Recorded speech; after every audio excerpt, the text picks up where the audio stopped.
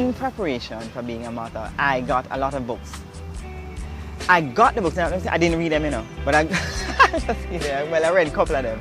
But I enjoyed that process because it was quite, the whole process of, I guess because at my age I was able to enjoy it, the whole process. And I was comfortable, so I could enjoy it. And so every week, the week by week book, for instance, what you expect this week and that kind of thing, it was fabulous. I bought this manual and I studied it so much that it became tattered.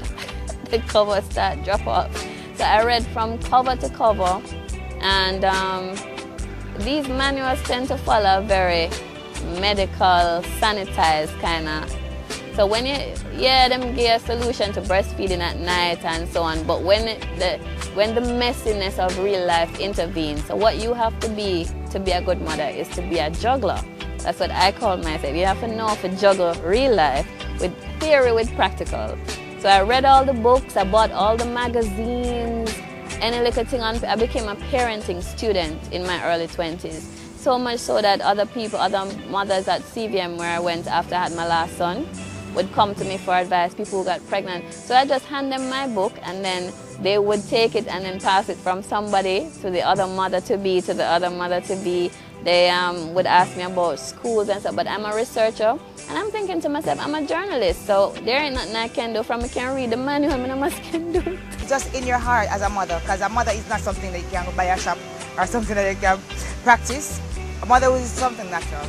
So, each one to their own. It's just how you think, it's how you were raised, because my mother raised me certain qualities and morals and that's the kind of qualities I want to rub off on my child. So it all depends on how you were raised and what you have in you to give to your child as a mother. They're little people, they can't talk yet, they're developing under your guidance, but they're still humans. So you don't have them controlling you. You don't overspoil them, you don't hold them too much unnecessarily. You reason with them from a young age so you can set the foundation. So it's easier for them to have that rapport with you when they get older. But it really starts from birth. Highly influenced by my mother. Actually, my expectations of the relationship I have with my daughters is based on my relationship with my mother, which was a very close, tight, special relationship. You know what I mean? We were close. And I have that expectation. Now, some moments that I can't expect to have a great relationship with a daughter, I don't buy that. Because my relationship with my mother was really special. We were like best friends. That kind of thing. And with all of our children, I might tell you that anyway. There is a completely different dynamic at work between a mother and her sons as opposed to a father and his daughter, or a woman and her mother. So I found that the qualities that I rely heavily on, it's not rocket science, it's common sense. When I was growing up with my mother, we had an extremely close relationship, and we still do. If you're honest with your kids and demystify a lot of these things that seem so full of drama and intrigue, if you just speak plainly to them, I don't know why parents on a general level are so condescending. If you speak plainly with them, if you're honest with them, you can demystify a lot of the so-called mystery. I try to balance being a disciplinarian but still very laid back. So, my children are free. Like, I can more relate to my second son, Zion. He's free to relate to me on whatever terms. At times he'll walk around and call me Kerrie. But when it's time to discipline him, he knows not to toe the line, because he'll get girt up real good. Yeah. I have to lay down, the rules and that kind of thing, and put the discipline in, but I also want to be a friend to my children. So that is coming out of the value that I saw that I got from being friends with my mother. So I think it's a privilege.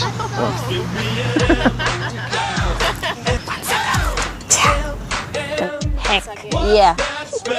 I wish I had some big. When your life follows a particular path, you know how to adapt. The challenges of being a mother and having a career at the same time are huge. I think because for me particularly, I am passionate about my work. I love my work. Because again, remember, I'm interested in everybody realizing their potential and what they came here to contribute to the world in, and I think I'm doing that at JMMB. So therefore, I'm highly passionate about that.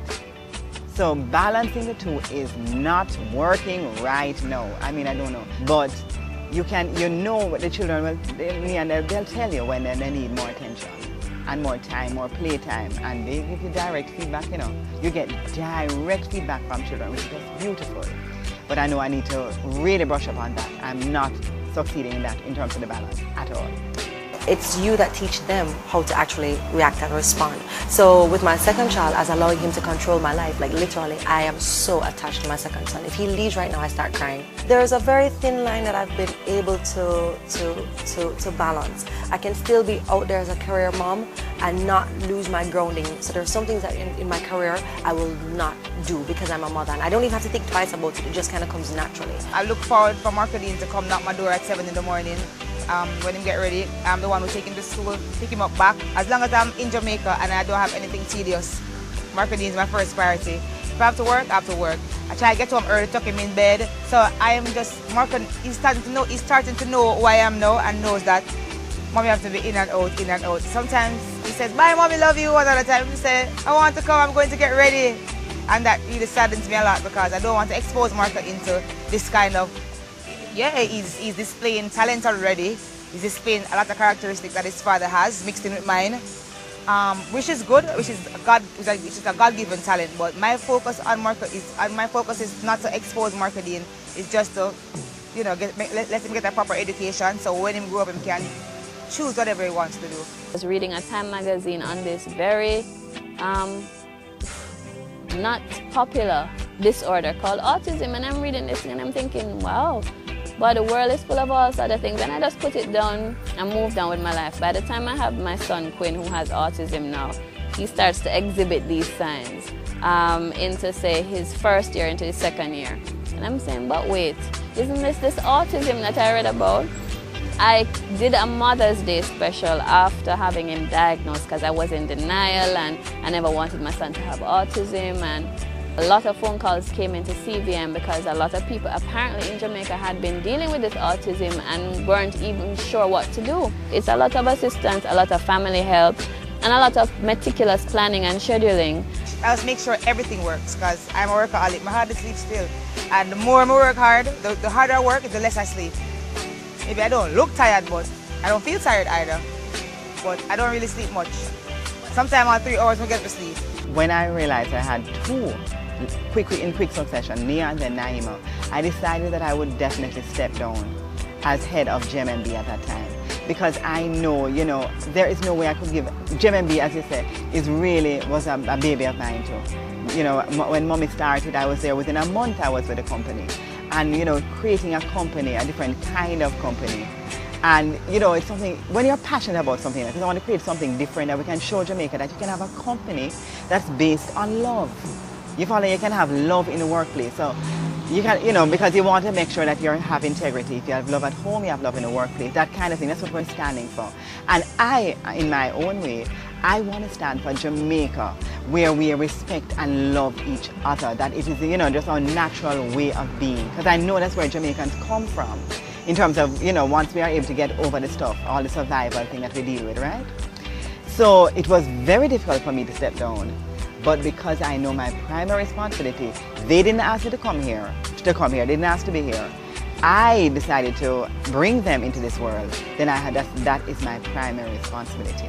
So in order to try and get the balance, which is not quite there yet, but is much better than if ever I were CEO, it couldn't work, you know what I mean? So I was very happy. It was not a hard decision, although it was painful.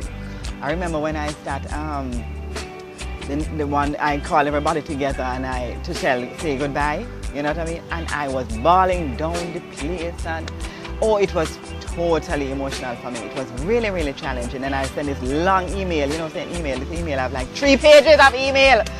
No, you know what I mean? Just to everybody and how I feel. Anyway, I knew in my heart it was the right decision. The hard task is not to bring it home, because with doing so much is tiring. You know, you're fatigued, and then you come home and you have, you know, like a 3-year-old who's bouncing off the walls, and then you have like a 2-month-old who, you know, needs to be fed and, you know, changed and burped. It gets a little challenging, it really does.